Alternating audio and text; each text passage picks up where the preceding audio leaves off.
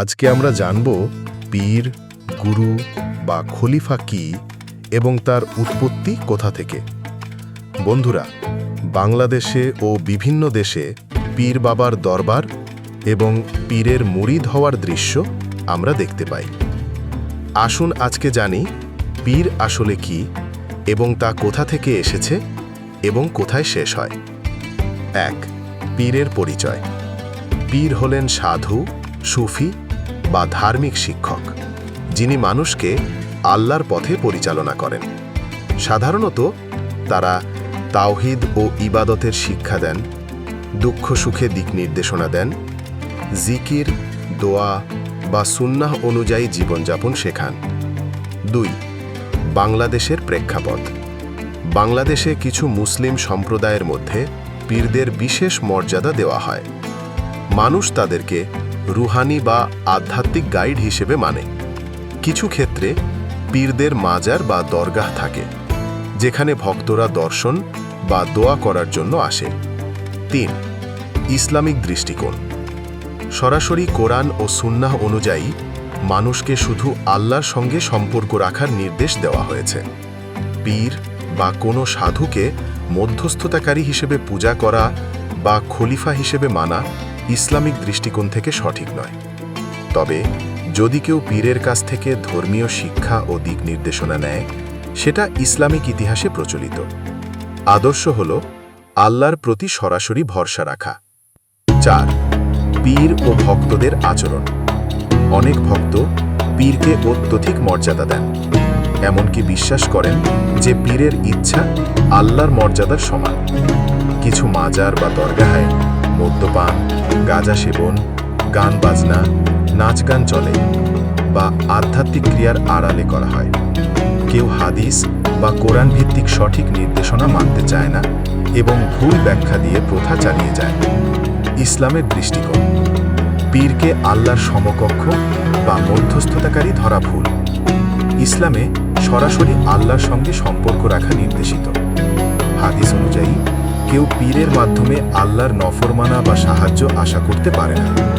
মদ্যপান, মাদক সেবন, বেপরোয়া গান নাচ, অশ্লীলতা এসব গ্রহণযোগ্য নয়। সংক্ষেপে, সরাসরি আল্লাহর উপর ভরসা ও আনুগত্য প্রধান। পীর বা মাজারকে আধ্যাত্মিক শিক্ষাকেন্দ্র হিসেবে গ্রহণ করা যায়, কিন্তু মধ্যস্থতা বা জান্নাতে যাওয়ার আশা অগ্রহণযোগ্য। পীরকে পূজা করা যাবে না। ইসলাম সরাসরি আল্লাহর উপর ভরসা, আনুগত্য ও ইবাদত অপরিহার্য মনে করে। কোনো মানুষকে আল্লাহর সমান মর্যাদা বা মধ্যস্থতাকারী হিসেবে পূজা করা যায় না। যাদের সম্মান করা যায় ধর্মীয় শিক্ষক বা আলিম, যারা কোরআন, হাদিস বা ইসলামের জ্ঞান শেখান। শিক্ষার প্রতি শ্রদ্ধা দেখানো যায়, কিন্তু পূজা নয়। গ্রহণযোগ্য নয় পীরকে মধ্যস্থতাকারী বা জান্নাতে নেবে ভাবা। মদ্যপান, গান বাজনা এসব গ্রহণযোগ্য নয়। সংক্ষেপে, সরাসরি আল্লাহর উপর ভরসা ও আনুগত্য প্রধান। পীর বা মাজারকে আধ্যাত্মিক শিক্ষাকেন্দ্র হিসেবে গ্রহণ করা যায়, কিন্তু মধ্যস্থতা বা জান্নাতে যাওয়ার আশা অগ্রহণযোগ্য। পীরকে পূজা করা যাবে না। ইসলাম সরাসরি আল্লাহর উপর ভরসা, আনুগত্য ও ইবাদত অপরিহার্য মনে করে। কোনো মানুষকে আল্লাহর সমান মর্যাদা হিসেবে পূজা করা যায় না। যাদের সম্মান করা যায় ধর্মীয় শিক্ষক বা ইসলামের জ্ঞান শেখান। শিক্ষার প্রতি শ্রদ্ধা দেখানো যায়, কিন্তু গ্রহণযোগ্য নয় পীরকে মধ্যস্থতাকারী বা জান্নাতে নেবে ভাবা, নাচ গান, অশ্লীলতা। ৭. ইসলামে পরিচিত আধ্যাত্মিক শিক্ষক ও আলিম। রাশিদুন খলিফা, ওমর, ওসমান, আলী। তাবিউন ও কোরআন শিক্ষাবিদ হজরত সৌদি ইবনু মাসুদ, হজরত আবদুল্লাহ ইবনু আব্বাস রা। সুন্নাহ অনুযায়ী হজরত আবদুল্লাহ ইবনু আব্বাস রা। সুন্নাহ অনুযায়ী ইমাম আশ-শাফি, ইমাম আবু হানিফা, ইমাম মালিক। সংক্ষেপে, তাদের শিক্ষা ও নৈতিক দিক নির্দেশনা সম্মানযোগ্য, কিন্তু কেউ পীর বা মধ্যস্থতাকারী হিসেবে পূজা বা সিকিউরিটি পাওয়ার অধিকারী নয়। ৮. আব্দুল কাদের জিলানী রহ। 1077 থেকে 1166 খ্রিস্টাব্দে শিক্ষা ও তাওহীদ প্রচার করেছিলেন। ফিকহ ও তাফসির শেখানো, ও আধ্যাত্মিক শিক্ষা দেওয়া। ইসলামিক দৃষ্টিকোণ থেকে সম্মানযোগ্য শিক্ষক, তবে পূজা বা মধ্যস্থতা গ্রহণযোগ্য নয়। হানাফি, সুফি ও অন্যান্য পথ। হানাফি, মালিকি, শাফি, হানবালি ফিকহি আইন ও আচরণ শেখায়। সুফি আধ্যাত্মিক ও নৈতিক শিক্ষা দেয়।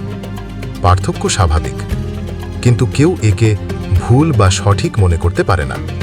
ইসলাম শিক্ষা দেয় সহমর্মিতা, সম্মান এবং নম্রতা। 10 খিলাফাত শুরু।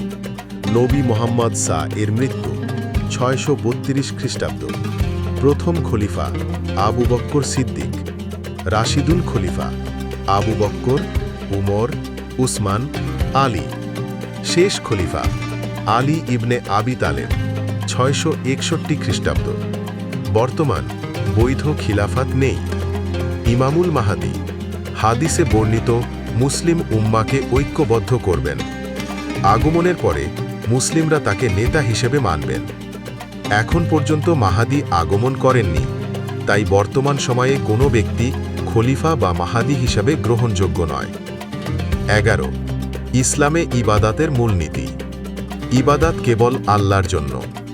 নামাজ, রোজা, জাকাত, হজ, কোরআন এবং সুন্নাহ অনুযায়ী পালন করতে হবে। ব্যক্তিগত মত বা ভুল ব্যাখ্যা গ্রহণযোগ্য নয়।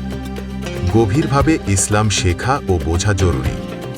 সংক্ষেপে, ইসলামে বই পড়া, কোরআন ও হাদিস নিজে বোঝা, নিয়মিত ইবাদাত করা সবচেয়ে গুরুত্বপূর্ণ।